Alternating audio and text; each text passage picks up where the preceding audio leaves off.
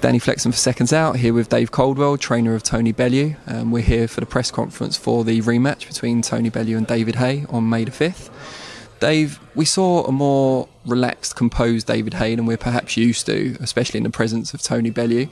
Are you relieved, in a sense, that there haven't been any personal attacks towards you this time round?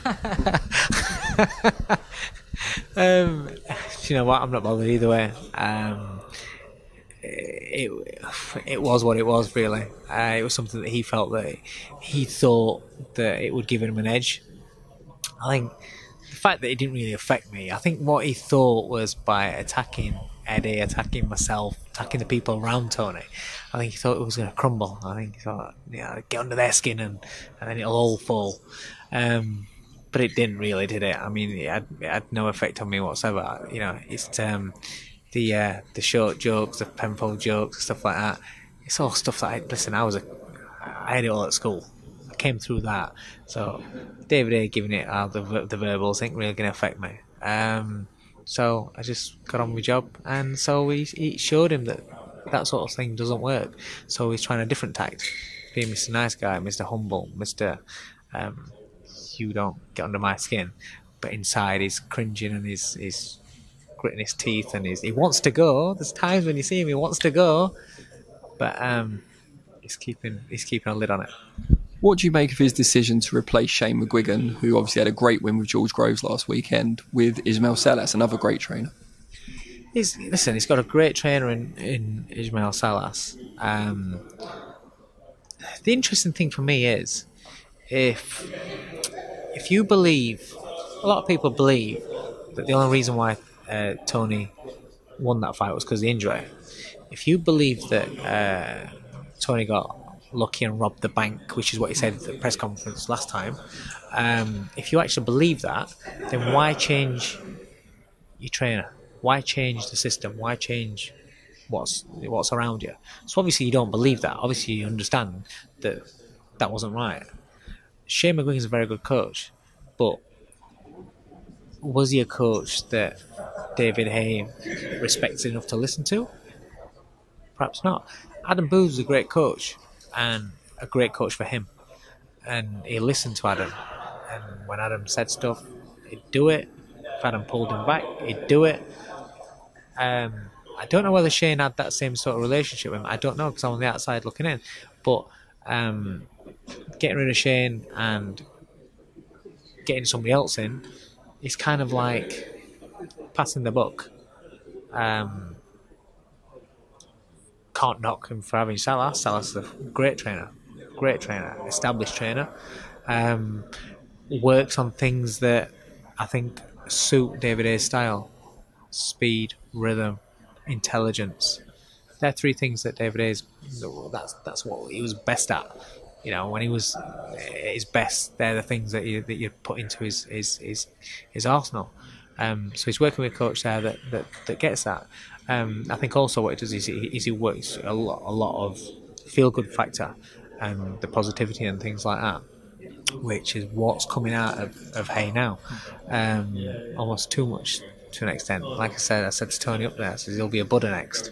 So that was your line? No. But yeah, so he it just doesn't look natural. Do you know what I mean? It's not natural. It's somebody trying. If somebody trying to tell somebody, you're not getting under my skin, you're not affecting me, keep going, it's not affecting me, but really inside, he's screwing, and that's what's happening. Tony genuinely doesn't. He's not trying to push any buttons today. It's just says it as it is, And the thing is he will always pick you up on things that you just say a little bit out of place, contradict yourself or whatever, which makes for quite sometimes funny press conferences. It doesn't always have to be violent exchanges. Joe Joyce aside, Haye often trains on his own, whereas Tony is surrounded by a hungry group of fighters in Jordan Gill, Anthony Fowler, the McDonald brothers. It's a thriving gym. Do you think that will have an impact? No, because Tony trains on his own. We have the odd session where they're in together, but in the main, the nitty gritty of the coaching, I like to work my fighters one-on-one, so they get all my attention, all my time. But then, like I said, for that bond, for that camaraderie, yes, like Jordan will be in, or they'll overlap, and they all see each other, they all spend time with each other, and then they all go off, and then the serious work starts, and that one's finished, then the next one, that's how things work. I don't think that has any effects, to be honest. Hey, ultimately, it's like, and this isn't a slight on him, because I believe you've got to be in this game. But Haye ultimately is a selfish individual where he's just interested in his own welfare, his own career, which rightly so. So it doesn't really make any difference, that. How do you see the fight pattern differing from the first fight, if at all? I think what we'll get this time round is what I said I expected last time round, which was a faster, lighter, sharper David Haye, working on twitches, setting traps, want you to walk straight in and taking it out. The old David Haye that was kind of like I said before last one, I thought he'd model himself on the Macronelli.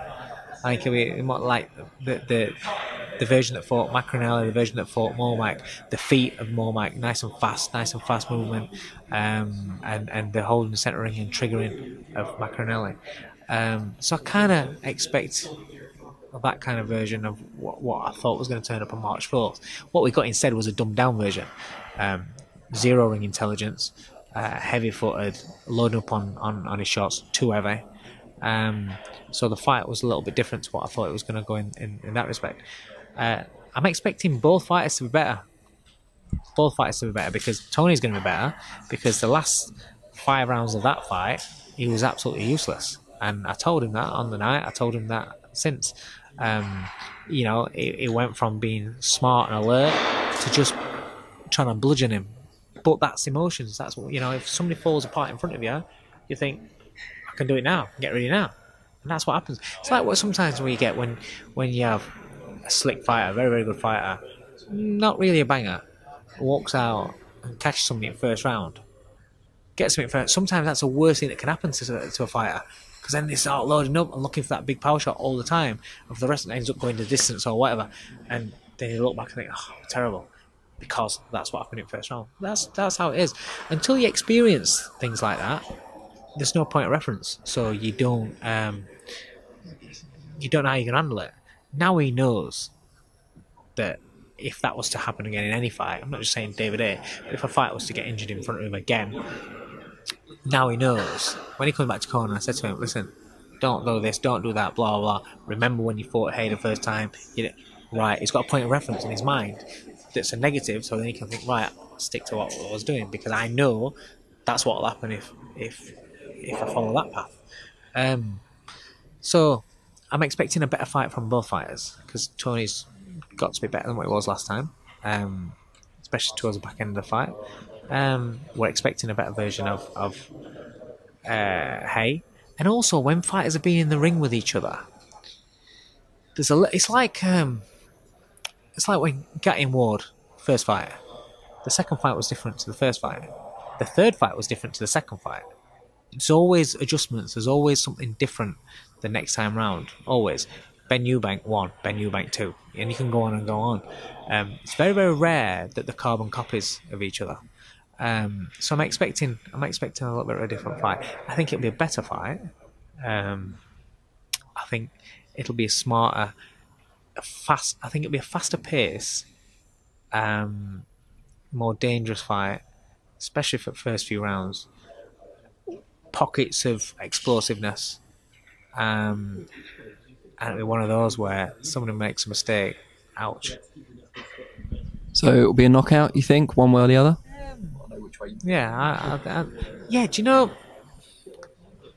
the danger for David Haye this time round? Not for David, for us, coming from David Haye this time round, isn't so much the power; it's the speed. The speed that wasn't there last time will be there this time.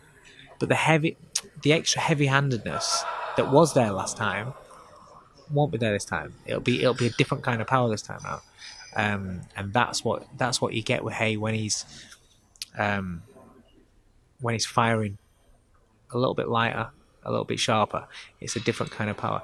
But also Bellew will be better, because for me Bellew was a little bit heavier last time to what I like him to be. So again, his power, it sounds ridiculous, but sometimes some fighters hit harder when they're that little bit lighter. Speed is power, isn't it? Yeah. Some people just think that, God, put stack on some weight, I'll hit harder. It's not that case. So I think it's a more dangerous fight. Definitely more dangerous fight. And it's going to be. I think it's going to be a bit more intelligent fight as well. Both fighters. Thanks, Dave, and best of luck with Jordan at the weekend.